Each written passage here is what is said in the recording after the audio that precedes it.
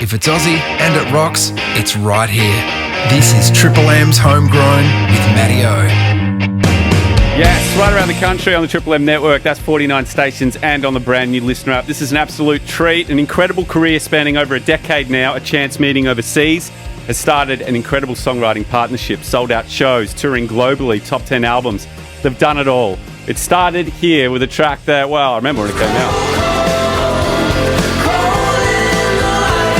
Impossible Like You then.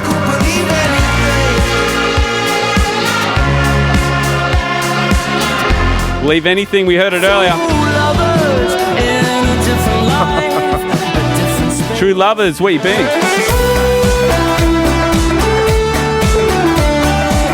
One of the best guitarists in the country, Mr. Oscar Dawson. We haven't stopped singing this.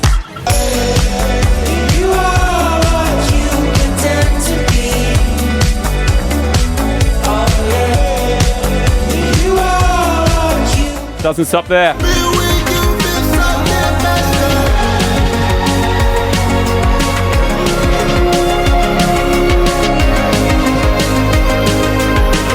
Absolute pleasure to welcome to Triple M's Homegrown, performed a little earlier in the studio. We have Tim and Oscar from Holly Holly. Lads, welcome. G'day. Hey, mate. How are you, Matty? That was terrifying listening to all our songs like that. Why did you do that to us? I was going to say 10 years. Does that feel like yesterday? Does it feel like a lifetime ago? I forgot about it. Kind of both. Like, it feels like it just happened, but then you hear those early songs and it's like, oh my God, I haven't heard that one in a while. Yeah. It must be getting harder to put together a set list now, especially with all the new stuff you've given us, like just in the last 12 months. It is tricky. It is like kind of that thing where, you know, you play a headline show and your set is supposed to be a certain length, basically, right?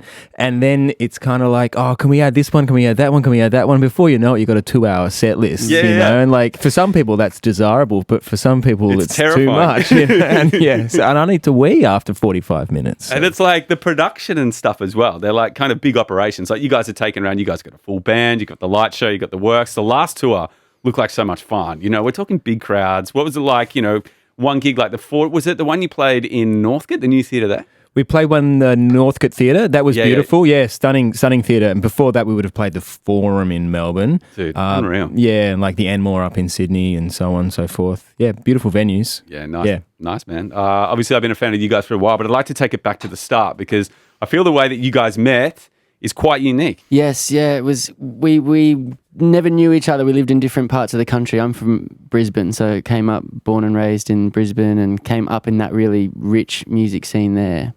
And Oscar was born and raised in Melbourne. Culturally rich, right? not cash rich. That's right. Of course, like all music scenes, broke. And so after school, we both decided we wanted to go overseas and do something different. So we both independently organised ourselves to go and teach English in Thailand. Yeah.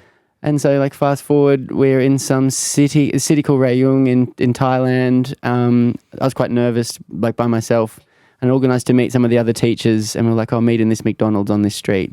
And I walked in, and there was Oscar Dawson holding a Big Mac. Holding a nylon string guitar with no case. You know how when you're like when you've got no money, you just have a guitar with no case behind the shoulder. Yeah. It was proper backpacking, and I had like a pad Thai Big Mac as well. Like, yeah. And I also was holding a nylon string guitar, so it was a bit of a like snap kind of moment. Yeah. And for the next 3 months, we taught English during the day, and then at night we'd like play soccer with the local kids and ride motorbikes through the rice paddies and play music. And we're not English teachers. We don't know how to teach English or speak Thai for that matter. Did you get into Muay Thai when you were over there as well? Did you do any sessions? No, but we saw some. Yeah. I was pretty shit scared. Totally. Like even the kids doing it, it's like full on. Yes. We were teaching these kids, right? And I can't remember how old I was, but I was like an adult. Yeah. And there was this 11-year-old kid who challenged me to an arm wrestle. And a little kid, and I'm like, okay, all right, yeah. Yeah. Absolutely smashed me. Oh wow! It was like 3, 2, 1, and he just went crunch, and my arm was on the table. I couldn't believe it, you know. Yeah. So I'm like, please don't. Like, I don't want to fight. I don't want to fight. So how did it happen once it left? Like, how did you guys kind of keep in contact? And was there a discussion then to start the band, or was it like you kind of went back and did your own thing? Yeah, totally not. We like went back to our own cities, and Oscar went and formed the band the Dukes of Windsor. Of course, remember well. And so I was up in Brisbane and like my friend from Thailand's become like a rock star. And Yeah. I remember the local shop had a billboard and he was on the billboard and I was like, it's Oscar. Yeah. He's doing it. And then he was on Absolutely. MTV and it was amazing. And I was just up in Brisbane like writing folk songs basically. Yeah, nice. And then it wasn't until much later that I was living in Stockholm in Sweden. And I got a message on Facebook from Oscar saying, hey, mate, he was in Berlin with his band. And he was like, I've got to come to Sweden to get a song mixed. Would you have a space on the couch? And so that was when we reconnected. Yeah, that was like back in the day when Facebook was a bit more socially networked, like a bit more usable. Yeah. And I was like, oh, Tim's in Stockholm. So I was like... Checking in. And I'm broke. Yeah. But I got there and he had his guitar and he had a mic out and he's like, I'm doing this thing where I'm making some songs and I'm recording them like, do you want to be, do you want to help kind of vibe, you know? And so still the band wasn't a thought necessarily. Well, no, it wasn't at all, was it really? But we worked on a few songs and then that blossomed and eventually it became Holy Holy. That's so cool. And you both came home kind of around the same time. And when did like gigging start and like prep for an album and that stuff? Yeah, so I went to live in Sweden for a year and I had this idea that because I didn't have any friends in Sweden and I didn't know anyone and it was, the Swedish winter's dark, really dark. Yeah. So I was like, all right, I'm going to write a song a month for the year and then by the end of the year I'll have like an album kind of thing. It was a basic idea. Yeah. And then so when Oscar came to stay on my couch, because I'm a terrible producer, really bad at like using all the software and everything, and Oscar just slipped in automatically and was like cool. Yeah. And that first I had this little sketch of an idea and suddenly it sounded so great. Yeah. And I was really excited about like what Oscar brought to these ideas. And so then I started doing a thing where I would like write a few sketches of songs and then book a cheap flight to Berlin and then we would spend a few days in Berlin. Oh, no way. That's cool. And we like had bikes. I remember riding, through the streets of Berlin on bikes and nice. And then at night like making all these songs and those songs kind of a lot of them are on the first album. Yeah, nice.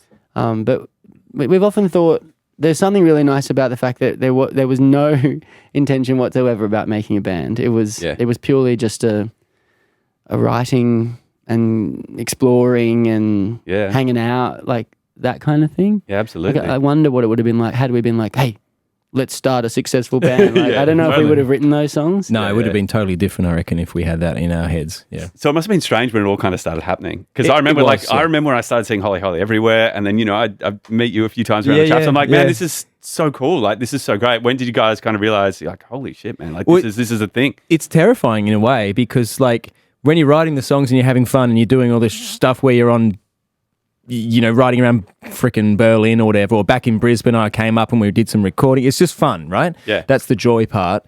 And then it comes to this point where it's like, okay, we're going to release a song and which song and blah, blah, blah. And then it's a song, we released that song Impossible Like You played a snippet of in 2013.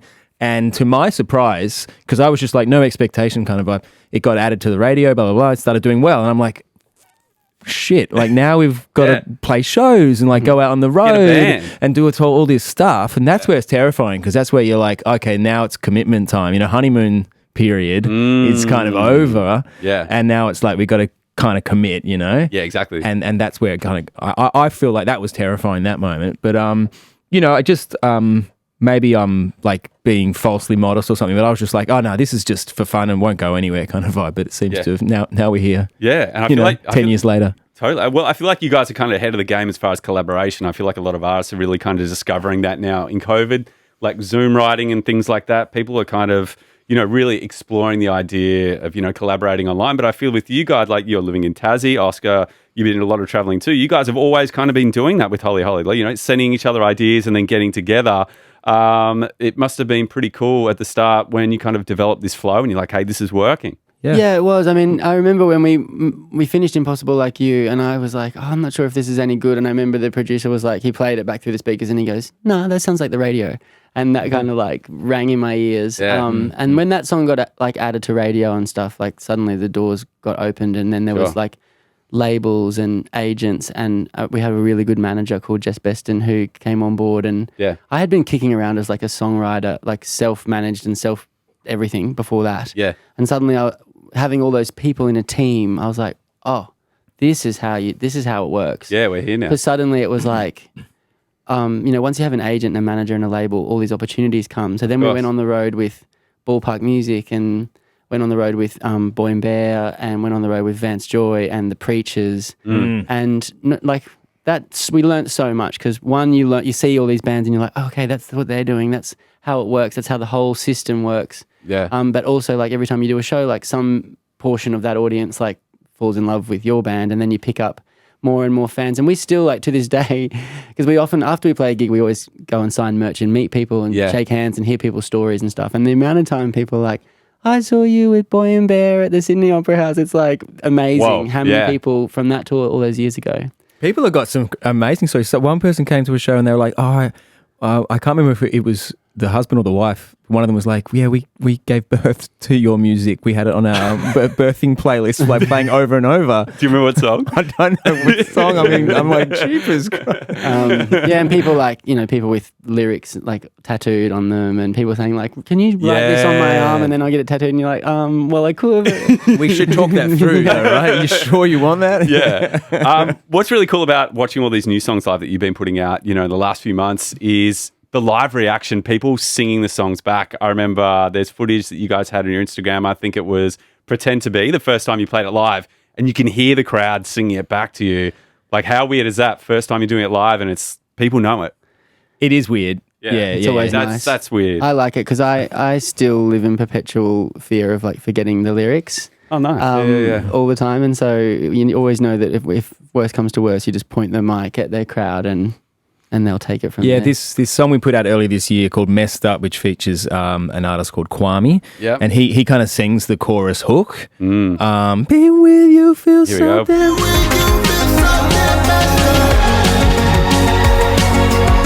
Catchy, dude. So we had him on the road with us. He'd come up on stage and do that song. And I don't reckon he sang that hook once in the whole tour. He would just go mic out to the crowd like... Very first time we did it, the first time we played the song, I'm like, that's pretty bold because you just don't know what the crowd's going to do. And they did it. They sang it. And I'm like, okay. What we saying? And then mic out and they sang it. I'm like, good job, man. I wouldn't have done that. I'd be too scared. You guys have had an incredible career so far and you've touched on some things. Now, I know we're a bit short for time, so I want to play this game with you. I took a walk down memory lane.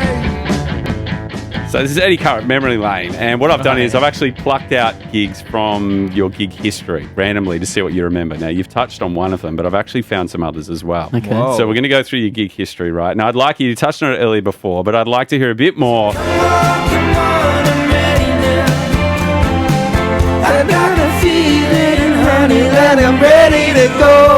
if you released Impossible Like You in 2013, a year later, you're playing these shows at like the Palais, Sydney Opera House, Boy and Bear. What was that like? You're a relatively new band playing these huge venues. Do you remember we rocked up at the Palais in Melbourne with our band and we'd left heaps of gear like at the rehearsal studio or something? We were We had a bit noobs, of a Home Alone. absolute losers. We had a bit of a Home Alone thing where like one parent thought they had the kid and the other parent thought they had the kid. And like we had this whole trolley of gear that everyone thought someone else had put in the car and no one had. And we got to the gig and first gig with Boy and Bear, and you want to make a good man. Sure. And it's like, okay, guys, the stage is yours. And it's like, oh, where are the amps? Oh, we have no Oh, gear. they're at the rehearsal studio. So that was, and oh man, it's so terrifying. But They were so nice too. Yeah. Oh my God. that's actually probably the thing that I remember most. Like, obviously the shows were incredible, and it was such an honour to be at the Sydney Opera House, like a dream come true. Yeah. And we learnt a lot. But to be honest, the thing that I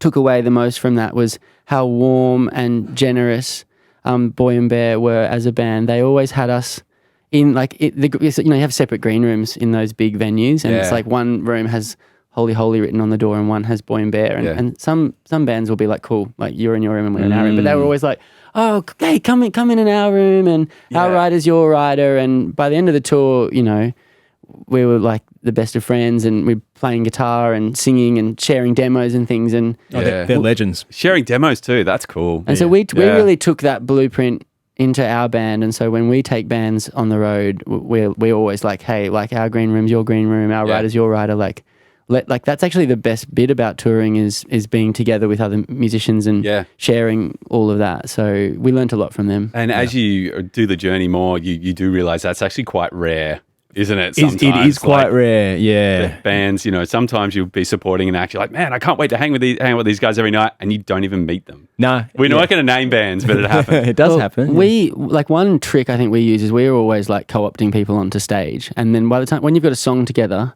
Yeah. Then you kind of like they're in the sound check and and then the green room warming up and then it does become like one big band and it's like fun, super fun. Awesome. Let's go 2015, 1 year later. Splendour in the Grass, 2015. I was thinking. Huge lineup. We have Blur, Tame, Royal Blood, Earl Sweatshirt, Xavier Rudd, Jamie T. Talk to the people. What is Splendour in the Grass like behind the scenes as a band? It's a big operation, like the festival itself, outside of anything that we do. It's huge, man. Like, and there's so much going on backstage. Obviously, there's plenty happening out in the Punterland. Yeah. But we played, was it the Grant McLennan stage? McLennan, that's Good right. memory. Yeah, I think Boy and Bear also played. I remember Oh Mercy were on either before or after us, and they had a bottle of Jameson as rider, and we had a bottle of Jameson. We stole their Jameson, yeah. And we were on stage, like supping from the Jameson from the bottle, as was sort of the best way to do it when you're sort of knee deep in mud and trying to navigate a festival. And then I remember we left with both, and the guy from Oh Mercy, like very politely, come, excuse me, would it happen to be our bottle of Jameson? He's like, oh, I'm so sorry. I remember our keys player at the time. He was a bit muddy, and we were camping, but we were camping in like a nice spot, like some artisty kind of area. Yeah, and he was like, we played our set, blah blah blah, hanging out, watching bands, and he was like, nah. Not doing it. Last minute. He left. He just left. He's like, no, I can't do it. I can't be here. He was out. He just left in his gumboots. And then we had sometimes playing early at a festival, you want to play later, but there is the great joy of having your gig done and then just being like, I'm free. I'm going to go and see gigs and yarn with people and not worry about blowing my vocal and stuff. Exactly. And then you don't like see members of the band until the end, and then it's like the hangover. And it's like you've been in the trenches, Well, it's probably nothing like that actually, but yeah. I need to ask you about this. Now, you didn't play a gig with David Bowie. Oh yeah. Oh God. I saw in Boston you played with Tony Visconti. No. What happened there? No. For people who don't know Tony, he produced the likes of David Bowie, T-Rex. What is this gig about? It's not us. Okay, it's not right. us. It's not us. It's a funny. So basically, Has that popped up before? Because sometimes these are inaccurate, So I had to bring this one up. No, you're good. we formed the band Holy Holy, and it does happen to be the case that there's a David Bowie song called Holy Holy as well. And then like a little bit later, like maybe a year later, we started seeing this other band popping up on Twitter called Holy Holy, and they were in the UK, and it turns out it was Tony Visconti and Woody Woodmansey, who were two like key collaborators of David Bowie, right? Who had formed a band that was a David Bowie cover band. But is it still a cover band when it's actually members of David Bowie's band and like David Bowie's producers and so on? Yeah, it's like a tribute band. It was a bit awkward. And then I remember we had it because at that time we were playing in the UK and stuff, and we had stuff where our fans would rock up to their gigs, and I don't know if any of their fans would rock up to our gigs. But oh my God, that's funny, we had a bit of a chat to them at one point. So you met them? No, like just on email about right. yo, what are we going to do about this? Like, we've got the same name. And then they came back with a solution. They were like, from here on in, we will only go by Woody Woodmansey's Holy Holy. And we were like, well, that sounds like a mouthful. And You're better you than me. But if that's the solution you want to go with. And then, I don't know, to be honest, then we just stopped caring, and it sometimes comes up. But also, like, the world's so small now with the internet, and I guess it's just one of those little quirks. And if you're going to share a band name with anyone, the people who made David Bowie's music is pretty good people to be that's not in bad. bed with. Oh man, that's really funny. Yeah. I've got to ask you about this gig, which was 2017, yours and ours. Now, on here it says, Mondays? Yeah, no, this is June Rats, and then of course My life. Ali Barter. Oh no! Your wife played I was thinking to myself, I know that song. Who's that? It's my wife. My wife. My wife. But there's one band. I got to know if this band were actually on the lineup. I don't know if they were. I saw them. At the drive-in played? Yeah, I saw them. Oh, right. Yeah, they played. Talk to me about that, man. At the drive-in? Yeah, and that festival, what you remember. Okay, well, I'm going to do my very best right now, but they, at the drive-in, I remember when they first came on the scene and they released One Arm Scissor and that record, that was just magic to me. And they came and played the big day out and it was crazy, you know? I remember I didn't see it in the flesh, but I saw it on like Channel V or whatever. And it was like, everything was like, they had to keep stopping the crowd because it was just like so intense. Yeah, exactly. Anyway, then they came out and played Yours and Ours. And like Cedric, the singer, he's like kind of doing this sort of kind of almost absurdist routine. And Omar, who's kind of the other key member, I got to say, man, it seemed like he didn't want to be there. I was really disappointed. It was like 17 years after the fact or whatever it was because they'd released another album. Yeah. And it was like, come on, man. Just going through the motions. Well, I mean, Cedric wasn't. Yeah. He wasn't just going through the motions, but Omar was. Yeah. He didn't want to be on stage, I don't reckon. And like I've heard interviews with him and like he sometimes rags on the mixes of that first classic album or, you know, the one that One Arm Scissor is on. Yeah. And like I'm like, come on, man. Bummer. That album is so great. Yeah. And like, you know, those mixes are awesome. Yeah. And you guys had this amazing magic. And then you come back after the fact and it's like, is it a money grab? You know, I don't know, man. I don't know. Like, why are you here? Totally. Why? So, yeah, honestly, that's how I felt about it. It kind of upset me a little bit. Yeah. I felt a bit sad. It's weird when you sometimes meet your idols and it's not what it was meant to be. I had an interview quite recently with a band that I just adored and it was just like a nightmare. It was just like, I got off the end of it just like, how am I going to listen to this band again? But how was your set anyway? Our set was fun. We played in like the late Arvo, I think. I remember it. I've kind of got a visual memory of it. Main thing I remember about that gig was it was the first time I ever met Ruby Fields. Nice. Oh, yeah. She was there and I remember, I guess she was kind of new on the scene and I was having a yarn with her and she was telling me about how she was building her own guitars and switching out all the pickups and like modding things and I was just like, wow, you're a legend. And then next minute she was, you know, really cherished kind of star of the Australian scene. I think that's a cool thing about being in a band too sometimes is you get to see those acts kind of before they explode. You know what I mean? Oh, yeah. Like, and you get to kind of see them play to no one and you just know when something's going to work, don't you? Totally. And Ruby's great. She's so down to earth, like so easy to speak to. Yeah. 2019. I'm a bad guy. Duh. Groove in the Mood 2019. Like I said, we had Billie Eilish, Thelma Plum. The Gurge were on that too. Yeah. How was Groove in the Mood for you guys? So a memory about that tour of Billie Eilish, who didn't meet Billie Eilish, but saw her backstage with her mum a bit. Nice. I think she would have been underage still. Mm. So basically, like, there's one show on Groove in the Mood because it's a regional tour where, like, the whole kind of planning side of it's quite complex. They got to move all these artists and shit around to different parts of the country really quickly. So they charter a plane. And so we were all on a plane, like us DMAs, etc. And Billie Eilish, Coolio was on the plane. And where was he sitting, up the front or up the back? Probably up the front. I'm not sure, but Billie Eilish would have been on the plane as well. Anyway, I remember we get off, I think, in Townsville, so it's a little airport. Yeah, it's Melbourne to Townsville, right? Something like that. Yeah, I think you guys would have done it. And we get off the plane, and we're sort of just getting off the plane, and I saw Billie Eilish coming off, and there was just this little sort of ocean of like sort of 15, 16-year-old girls waiting. They knew she was coming, and she just kind of like, it was kind of beautiful. They all just didn't say a word. She didn't say a word either. She just walked over to them. She opened her arms. They all opened their arms, and they all just embraced. They just all came together like this cloud, you know. Yeah, it was like this cute. It was so cute, and I just stood there watching, just going, "Oh my god, that connection." Yeah. Not a word was uttered, and like, it wasn't like she was trying to be distant or kind of like, have some sort of separation between her and her fans. Yeah. She's just like completely like with them, Yeah. It was pretty cool. That's magical. And then you look over and you got Coolio trying to get a hire car from Avis. Yeah. It was an interesting run. It was good. Yeah, another one of those great festivals because you do go from region to region with the same band. So you get to, like, DMAs were on that run and we got to know them, and Trophy Eyes. Yep.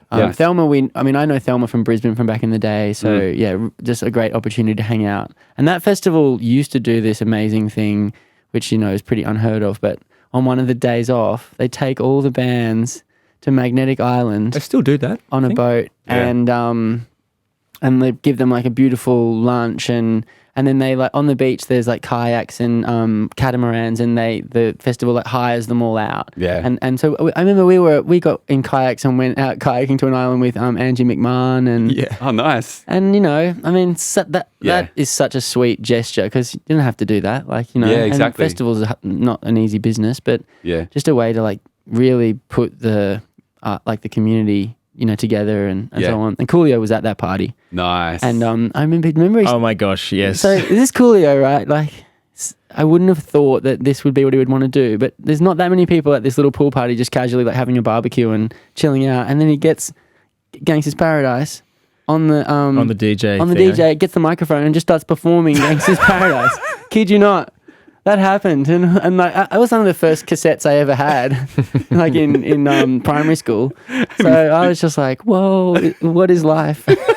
Was he top on, top off, like in flip flops? Well, his feet were in the pool. He was like knee deep in the pool. Because it was a pool party kind of vibe. But I was like, it's sort of like we're Australian, so we're kind of a bit like sort of reticent to kind of be really out there. And he was like, "Okay, ladies, come in the pool, let's all this kind of stuff." And everyone's like, No, we're just going to sit and watch, actually. I don't want to do that. And everyone's like, come on, boys, come on, ladies, in you come. And we're like, nah. Yeah, maybe it was meant to be this. He's like, okay, what's wrong with these people? I want to ask you about one more. This is quite recent, but when I saw this lineup, I was like, whoa, this is unreal. Last year, Harvest Rock, we had Crowded House, the Testies. Sam Fender, Avalanches, Angus and Julia, Hot Chip. This lineup was crazy. Yeah, so that was Adelaide, yeah? That's what you just said, didn't you? No, I just said it was last year, not in Adelaide. Oh, okay, right. Okay, yeah. This has actually been a good reminder of some things we've done. Do you know what other shows we've got coming up? That's the one thing I couldn't find. Such a great festival, like beautiful lineup. Like Kurt Vile and Courtney Barnett were also both there, and I think performed by themselves and together. Nice. And we were like side of stage for heaps of things. Cool. Groove Armada were there. Ruby Fields was there. Remember the game we played backstage? If you go onto I think on our TikTok, there's like, Genesis who was playing it as well. Oh God, Ruby Fields is great for a backstage game. Like, she'll just make up a game. If you see her socials, like she's always like doing things like just, I don't know, like nice. like who can do the best flip of their bag or something like that. Anyway, we played quite a big game of like, basically where we made a big alleyway and all the musicians had to run up the alleyway and then jump over a table and be caught by other musicians. That was all the game was. Oh, I saw that. Yeah. It was super sweet. And we were like, so you run down, like it was like the running of the bulls. You'd run down, leap over a trestle table and then be caught by sort of 8 musicians like flying Superman style through the air. And everyone was chanting, May God 10, May God 10. And then Genesis did one. It's like, come on, Genesis, you can do this. Come on. Yeah, it was good. It was Awesome. a good festival and good times. Awesome, dude. This has been so much fun. The time's flight. I know you guys got to head off to the next performance, but it's been an absolute pleasure. Can't wait to have you guys back in. Loving all the new stuff. Oh, Can't thanks wait so to much. see you Thanks, live. Matty. It's been a real treat. We'll see you next time. Thanks, mate. Great chat. For all the latest rock news, interviews, and backstage experiences, don't forget to subscribe to Triple M Rock on the Listener app.